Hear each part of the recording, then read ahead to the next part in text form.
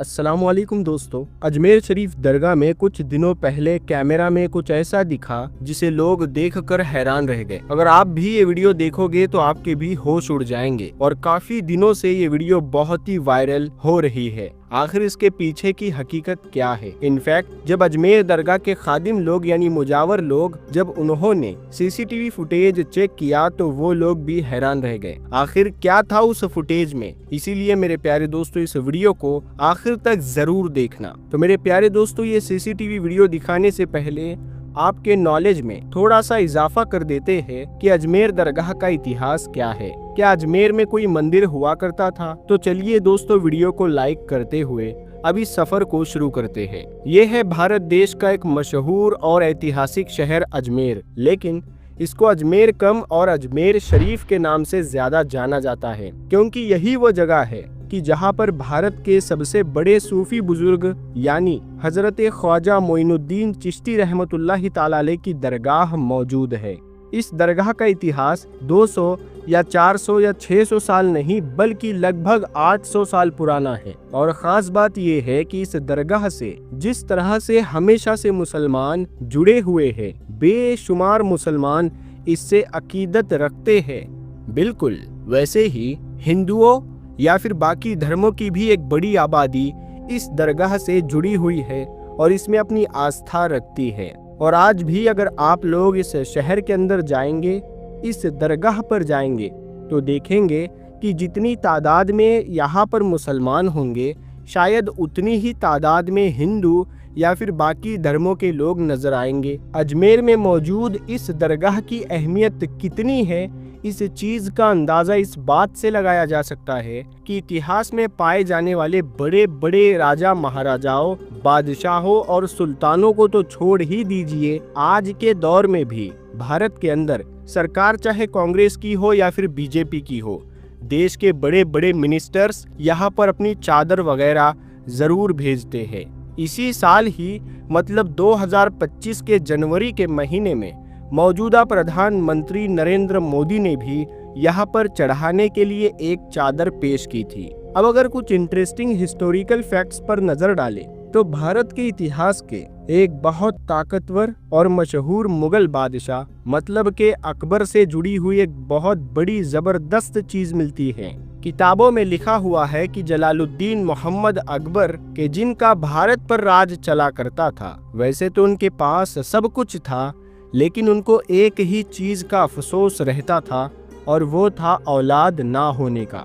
उनको 2 बेटे हुए भी थे जिनका नाम उन्होंने हसन और हुसैन रखा था, लेकिन उनकी एक ही महीने के अंदर मौत हो गई थी।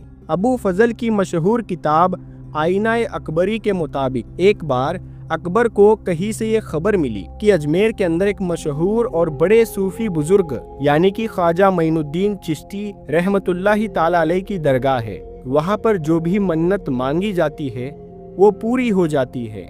इसीलिए अब अकबर ने भी ये मन्नत मांगी कि अगर उसको एक बेटा पैदा होता है तो वो इस दरगाह पर हाजिरी लगाने आएगा, वो भी पैदल चलकर।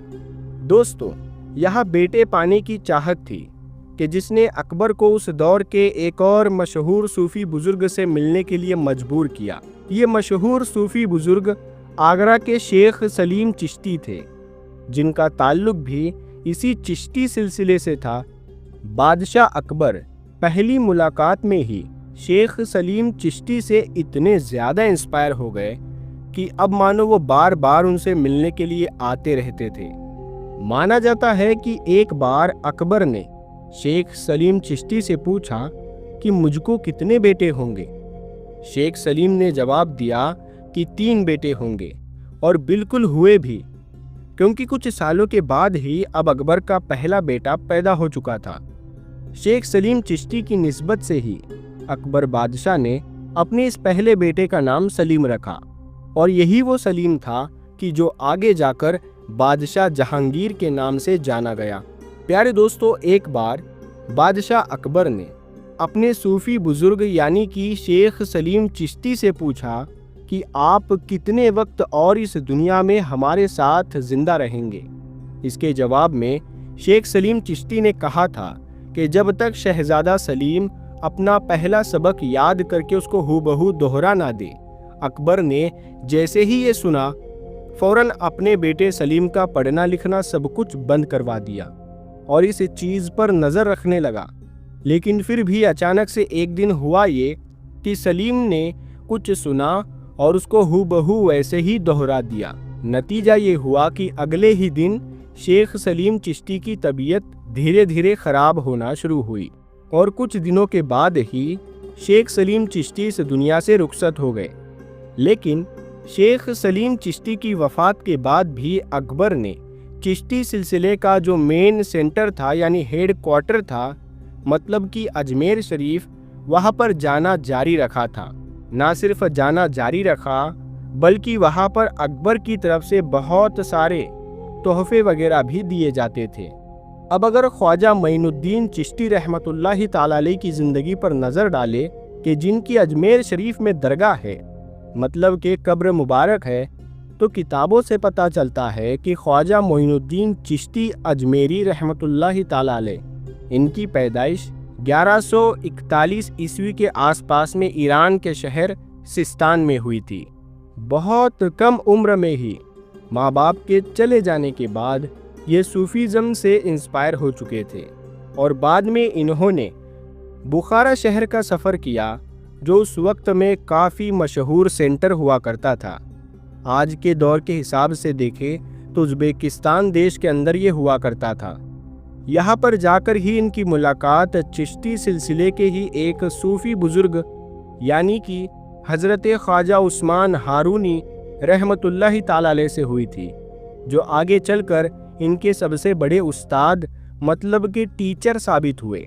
इन दोनों ने मिलकर साथ में मक्का और मदीना का सफ़र भी तय किया था और ऐसे ही सफ़र के दौरान एक दिन ख्वाब में हज़रत ख्वाजा मोइनुद्दीन चिश्ती रहमतुल्लाहि ताला अलैह को इमामुल अंबिया जनाब मोहम्मद मुस्तफ़ा सल्लल्लाहु अलैहि वसल्लम का दीदार हुआ और उनकी तरफ से ही इनको हिंदुस्तान के दिल्ली जाने का हुक्म दिया गया और यहाँ से ही फिर हज़रत ख्वाजा मोइनुद्दीन चिश्ती का हिंदुस्तान का सफ़र शुरू हुआ।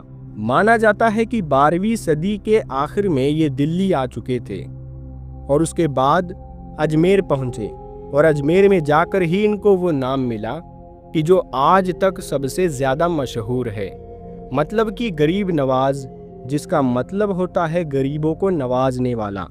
प्यारे दोस्तों, अब आपको वो वीडियो दिखाते हैं जिस वजह से आपने इस वीडियो पर क्लिक किया था, जो बहुत ही वायरल हो रहा है। आप इसको गौर से देखना।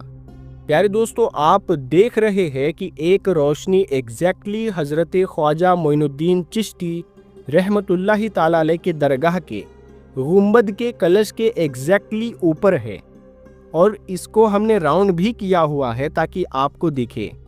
ये सफ़ेद रोशनी लोग जिसे करामत कह रहे हैं, लेकिन हमारी अंडरस्टैंडिंग ये कहती है कि आपने देखा होगा कि गुंबद के ऊपर लाइट की वायर्स भी गई हुई है, तो हो सकता है कि ये कोई करंट स्पार्क हो या कोई शॉर्ट सर्किट हो। किसी ने वीडियो ऐसे ही बनाई है या किसी ने इसमें कोई शरारत की है। प्यारे दोस्तों, ये हकीकत है या फिर कोई ग्राफिक्स का इस्तेमाल किया गया है, वो हमको नहीं मालूम। वल्लाहु आलम, अल्लाह बेहतर जानता है। लेकिन ये वीडियो बहुत ही वायरल हो रही है। ये एडिटिंग या ग्राफिक्स का कमाल है या फिर ये ख्वाजा गरीब नवाज रहमतुल्लाहि ताला अलैह की कोई ऐसी करामत है। आपको क्या लगता है उस बारे में बताइएगा ज़रूर। प्यारे दोस्तों, इसके साथ इजाज़त दीजिएगा, इसी उम्मीद के साथ कि सासों ने वफ़ा की तो अगली बार एक और वीडियो लेकर आपकी खिदमत में हाजिर होंगे। तब तक के लिए अस्सलामु अलैकुम, अल्लाह हाफिज़।